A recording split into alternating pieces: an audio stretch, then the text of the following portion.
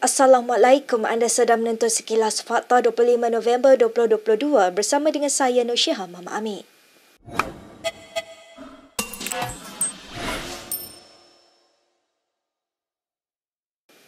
Perdana Menteri Anwar Ibrahim tiba di bangunan Perdana Putra Putrajaya bagi memulakan tugasnya secara rasmi di Pejabat Perdana Menteri.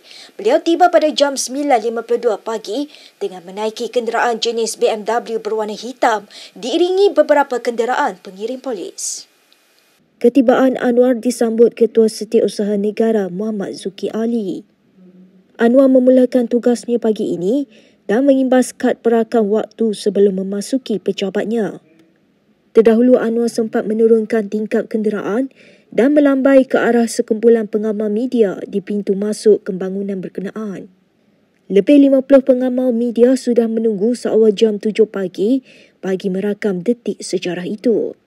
Ahli Parlimen Tambun itu memakai baju Melayu berwarna merah jambu dan lengkap bersamping keluar dari kediamannya di Sungai Long Kajang pada 9.28 pagi. Turut menemani beliau di pintu sebelum meninggalkan kediaman adalah isterinya Dr. Wan Azizah Wan Ismail.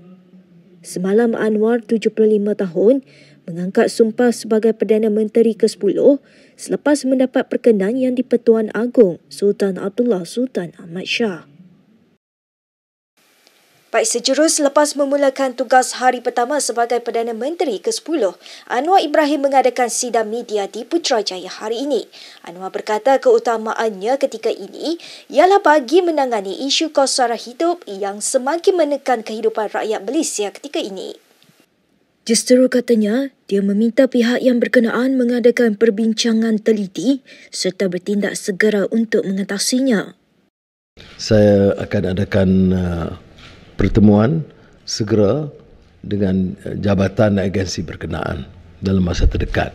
Dan kalau mereka tidak keberatan, saya akan mohon mereka mengadakan pertemuan khas hujung minggu ini atau selewat-lewatnya hari Isnin, walaupun saya faham cuti awam. Tetapi kalau mereka agak keberatan, maka saya boleh tangguhkan. Tapi saya percaya, kenal dengan komitmen pegawai ini, mereka faham bahawa tugas utama kita adalah untuk meringankan beban yang dihadapi oleh rakyat, terutama di peringkat bawah. Sementara itu, kata Anwar, Gabungan Rakyat Sabah JRS menjadi pakatan politik terbaru yang menyertai Kerajaan Perpaduan Pimpinan Pakatan Harapan. Menurut Anwar, penyertaan secara rasmi JRS itu dimaklumkan sendiri oleh Ketua Menteri Sabah Haji J. Noor kepadanya. Ini bermakna kekuatan induk kita yang diumumkan semalam, termasuk GPS Sarawak dan sekarang GRS Sabah, yang menunjukkan bahawa kita hampir atau sudah mencecah kekuatan 2/3 ahli parlimen yang akan memperkukuh kestabilan politik. Kita ke perkembangan berikutnya.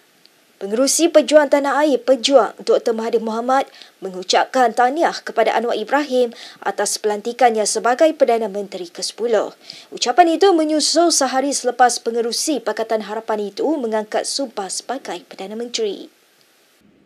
Dalam satu hantaran di Facebooknya, bekas pengerusi PH itu menyatakan selamat maju jaya kepada Anwar. Anwar menyertai politik pada 1983 atas undangan Dr. Mahathir. Dengan sokongan Dr. Mahathir, Anwar mendaki hierarki UMNO dengan pantas sehinggalah dia menjadi timbalan Perdana Menteri. Namun hubungan kedua-duanya berubah selepas Dr. Mahathir memecat Anwar daripada kerajaan dan parti sebelum dijatuhkan hukuman penjara.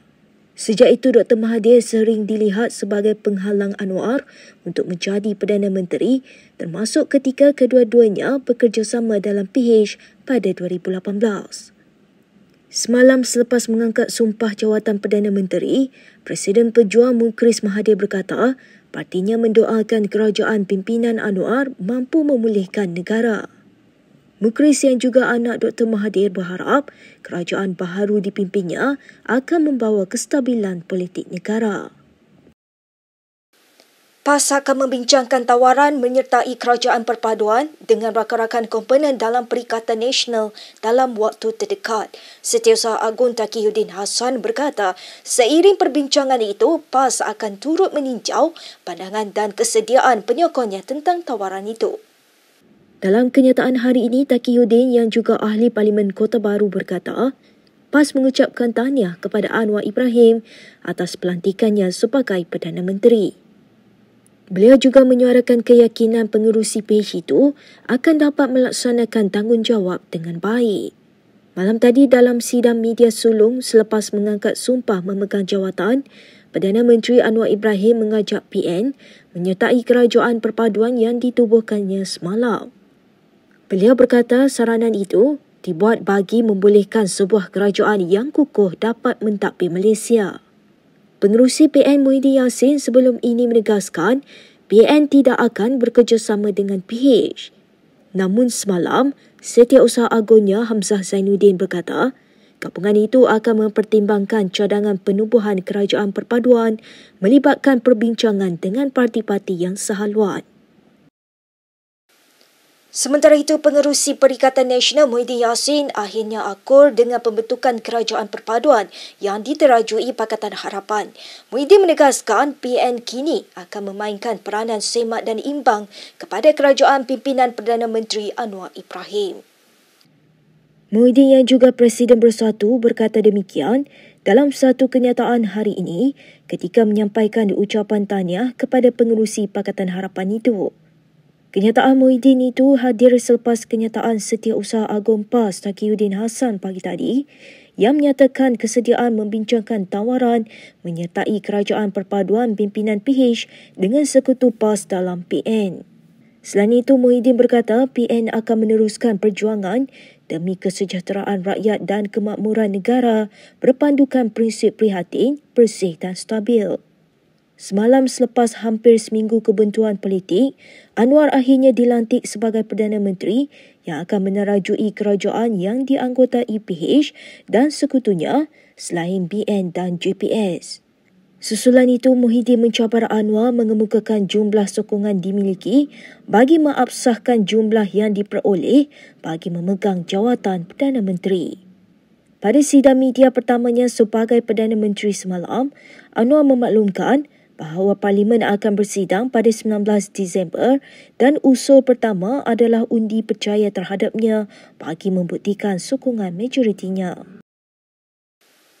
Baik, berita seterusnya.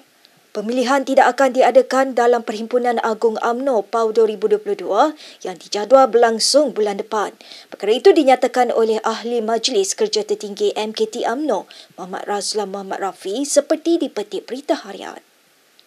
Sebaliknya, Razlan berkata, pemilihan tersebut akan diadakan dalam tempoh 6 bulan selepas pilihan raya umum berdasarkan Perlembagaan UMNO.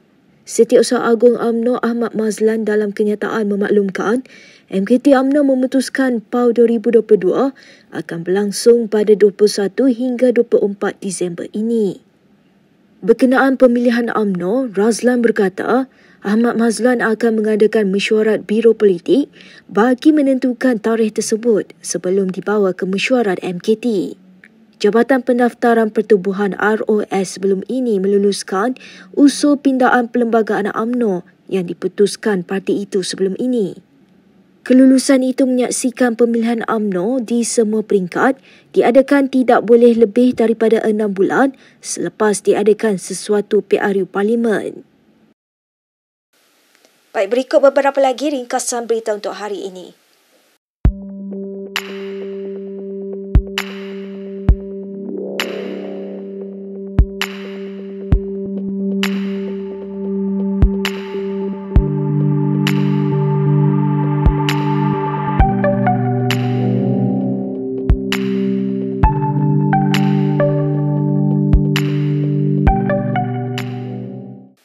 Sekian sahaja daripada saya, Nur Syihah Muhammad Amin untuk Sekilas Fakta.